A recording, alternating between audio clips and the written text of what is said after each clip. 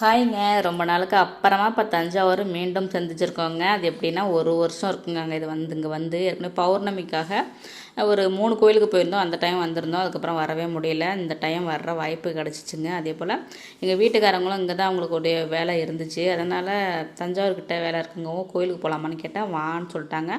உடனே கிளம்பி வந்தாச்சுங்க. வந்துட்டு கோயில் அப்படியே சுற்றி பார்த்துட்டாங்க. முன்னாடியை விட அவ்வளோ ஒரு சூப்பராக இருக்குங்க. அந்தளவுக்கு மெயின்டைன் பண்ணுறாங்க. முன்னாடிலாம் கூட இந்த அளவுக்கு கிடையாது. முன்ன போல் இல்லை, இப்போ இவ்வளோ சூப்பராக இருக்குது கோவில். வேணால் முடிஞ்சால் அந்த பக்கம் வந்தால் கண்டிப்பாக வந்து பாருங்கள். தஞ்சாவூர் பெரிய கோயில் தாங்க. ரொம்ப வெயிலுங்க. எப்படின்னா 12 மணியாக தொட்டுடுச்சு. 4 நிமிஷம் தான் இருக்குன்னு அர்ச்சனைக்கு கேட்டேன். ஒரு 4 நிமிஷம் தாம்மா இருக்குது, பெல் அடிச்சிடுவாங்க. அதுக்கப்புறம் 3 மணி தாம்மா அப்படின்ட்டாங்க.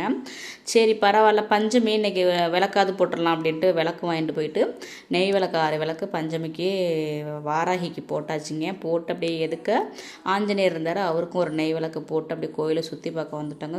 இப்போ நல்லாவே பராமரிச்சிட்ருக்காங்கங்க. ஏன்னா அந்தளவுக்கு போன வருஷம் இந்தளவுக்கு இல்லை. ஆனால் இந்த வருஷம் அவ்வளோ ஒரு பிரம்மாண்டமாக அழகாக இருக்குது கோவில்.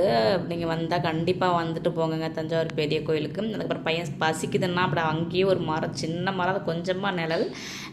அவன் உட்காரும்போது நல்லா தான் இருந்துச்சு. அப்புறம் கொஞ்சம் வெயில் அங்கேயுமே வந்துச்சு. அவன் நல்லா சாப்பிட்டான். அப்புறம் சாப்பிட்டுட்டு அப்படியே நந்தியை பார்க்க வரலாம் அப்படின்ட்டு வந்துட்டேன். இப்போ ஏதோ நந்தி வளர்ந்துட்டே இருக்குது அப்படின்னு சொல்கிறாங்க. எனக்கு ஒன்றும் தெரியலங்க. ஆனால் இப்போ அப்படி சொல்லிகிட்டு இருக்காங்க. உண்மை என்னங்கிறதுலாம் தெரியலை.